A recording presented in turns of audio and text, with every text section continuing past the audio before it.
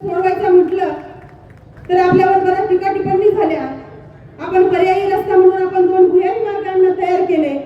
आज जर पाहिलं तर आपल्याला ससाणे नगर मधून जाताना आपल्याला जर मुंबईकडे जायचं असेल तर ट्रॅफिकचा प्रश्न उद्भवत नाही। त्यांना आपल्याला भरपूर काही कामं करायची होती, आपण काही केली देखील।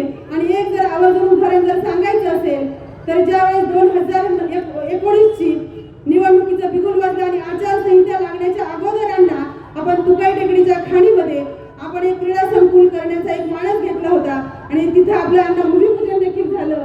परंतु काही कारणास्तव आपण निवडणुकीमध्ये आपली हार झाली आणि हार झाल्याच्या नंतर तो प्रकल्प जागच्या जागी थांबला। किती निवेदनं दिली असतील, किती काय केलं असेल, परंतु ते पूर्ण होऊ शकलं नाही।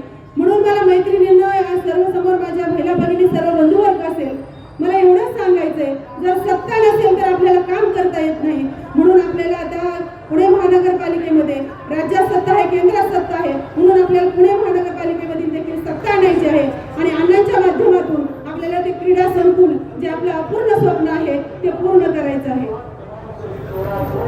ही निवडणूक झाली, आपल्या सर्वांचा एक मानस होता की आपल्याला हडपसरला एक पर्यायी मार्ग पाहिजे। आपण जर सर्वांनी जर पाहिलं असेल, आपण सर्व ग्लायडिंग सेंटर मध्ये आपण चालायला जातो। ग्लायडिंग सेंटरच्या कडेने आपण 60 मीटरचा आपण रस्ता टाकलाय। आता सध्या तिथं कलवडचं काम चालू आहे आणि हे कलवडचं काम चालू आपण केलेलं आहे। परंतु 4 वर्ष, आज तुम्हाला सर्वांना माहिती आहे की 4 वर्ष निवडणुका नाही झाल्या आणि प्रशासकीय कामं कशी असतात हे सर्वांनाच कल्पना आहे। म्हणून ते आपल्याला थोडी कामं आपली रखडली।